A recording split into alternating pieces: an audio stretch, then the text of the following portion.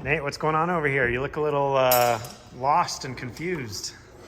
Well, like people have seen in our last couple of videos, I want my handlebars to be taller like yours. And we love the Pastrana FMX bar. It's the tallest one that we use on most of our light Bs. Problem here is they don't exactly just go on the bike as easily as they do every other bike. So what we have to go through is a couple things that don't quite fit, and it's all because of this gnarled edge. It's you would think that's the regular size bar, and they cut grooves into it. It's actually raised a little bit.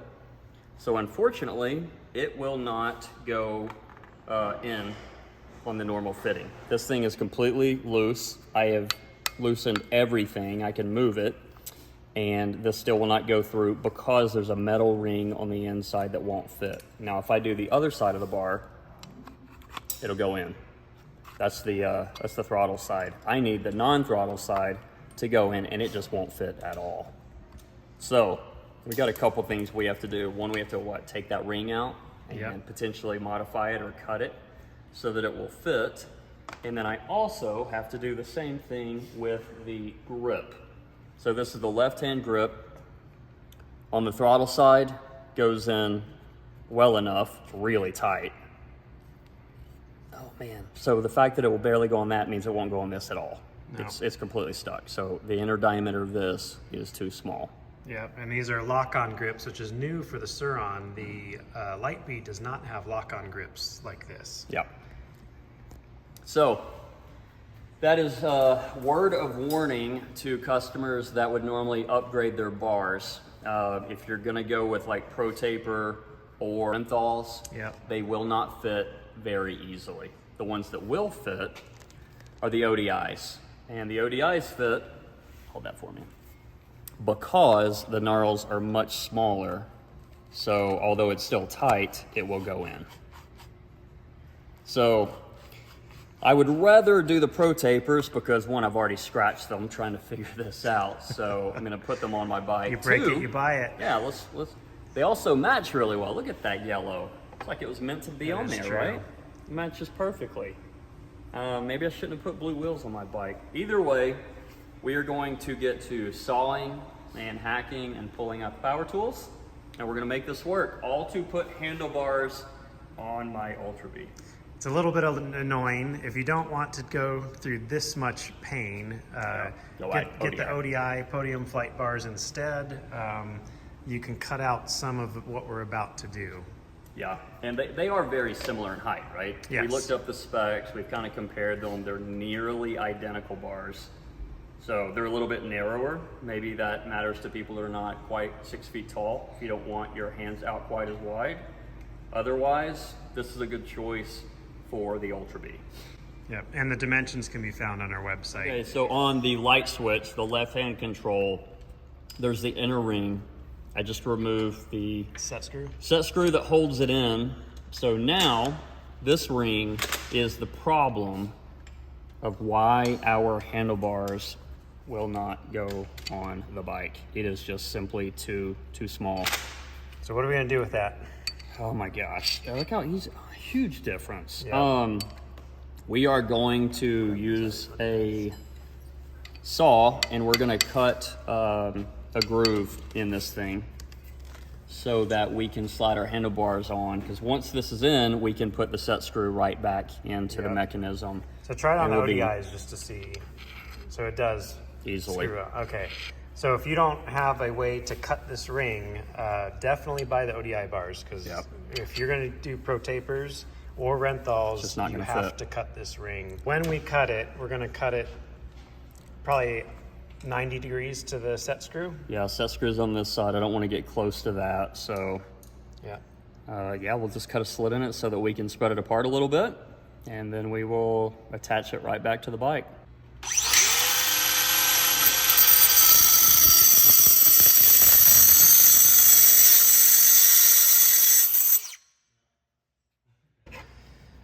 So you just want to knock down the rough edges after doing this, so that because otherwise they're going to catch on the handlebar. So just use a file to knock down any edge that's created from cutting this. Yep. All right, so now what we're doing, we're using a screwdriver as a wedge. So put that back in there. So we're wedging it open to expand the inner diameter.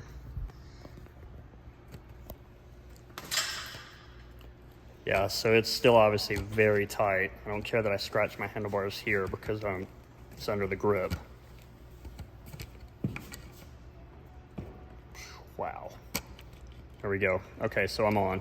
So now that I've got this on, I can actually come back and put this on top of it, fit it back in there, and then tighten it back down. Yep, and notice we clamped the handlebars back in the bike to get some leverage to make it easier to put that ring on there.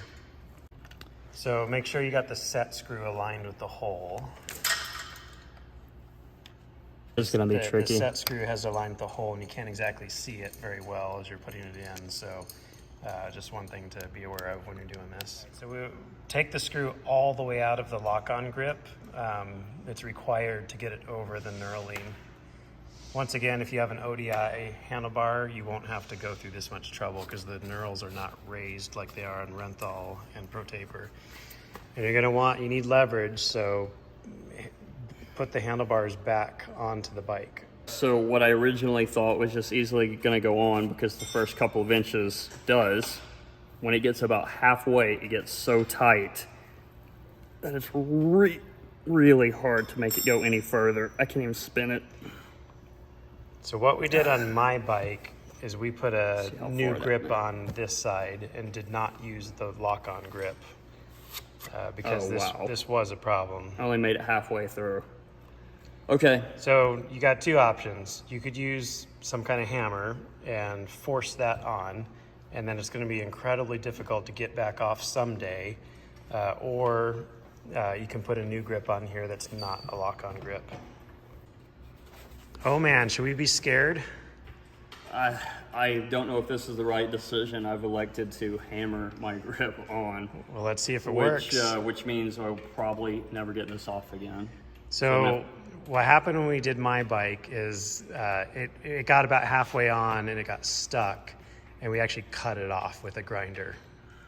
Wow. So all of this for new handlebars. Wow. Oh, it's going. It's going.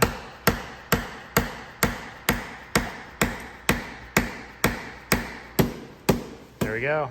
You could hear the difference. So well, it's all the way on. Now I would say that is a lock-on grip. yeah, it's definitely not going anywhere. I don't even need to put the set screw back in it because there's zero chance of that ever moving. Yeah, that's never coming off again. The one benefit of this grip is it is incredibly strong. I guess in a crash, although the rubber's probably just gonna break off.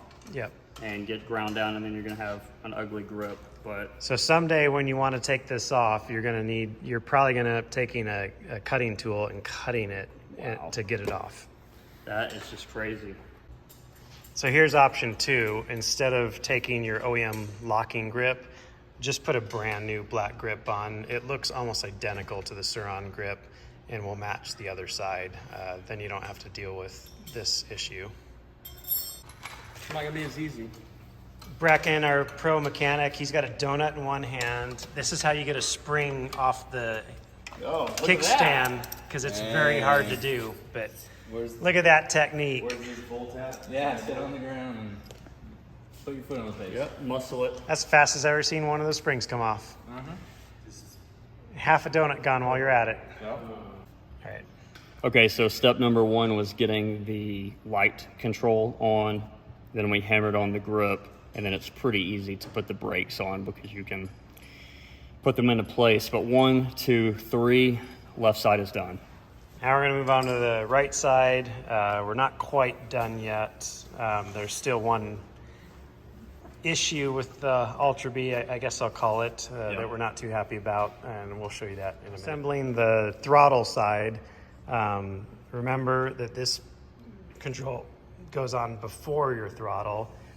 And what's the issue that you have to do this in a specific order? Yeah, the cables are so tight that you kind of have to wrestle with it a little bit just to pull this one tight far enough to get the handlebar over to get this on. Yeah, and we've loosened this one's still loose. We've slid it as far as we can up on the handlebar. and that gives us just enough room to slide this side on. There is another technique if you're struggling and your wiring harness is too short. There is one other technique similar to what we did on the left side. You could unscrew this and separate it, put the ring on first, and then clamp it back around the ring. So if you're struggling with the wiring being too short, that's another method that you could use. So to make this work, because the wiring is so short, left brake or rear brake comes off. That way this cable is stretched tight, far enough to pull the handlebars over to the left so that we can get this on without damaging how tight these wires are now. All right, so we're all back together. Pastrana FMX bends, our favorite. One last problem to talk about. The throttle on the Ultra B, they did something a little strange. This grip is actually vulcanized to the throttle tube. So you see the plastic throttle tube in there. It goes inside of this, and when you twist it, it's what makes the voltage change. On the Light B, you just cut the grip off and take it off and put a new one on. Unfortunately, on the Ultra B, you can't do that. This grip is part of the plastic. You could do it by taking a knife and literally shaving this thing off, which is a terrible thing to do. It can be done it before. It's not fun. And unfortunately, until we have throttle tubes for these bikes that allow you to replace the grips, there's not a good way to replace grips on the Ultra B at the moment. So that should change in the future, but for now, leave your stock Surron grip on here as long as you can, and hopefully the aftermarket will have a solution for this soon. Any last words? I feel like I had more gray hairs after this. That was not fun. Yeah, that's one of the most difficult handlebar installs we've ever done, and it's the reason we made this video. So hopefully you learned from this, and you go into this procedure prepared and understanding that this is not a straightforward handlebar swap. So good luck. If you have any comments or suggestions, something we missed, put it in the comments.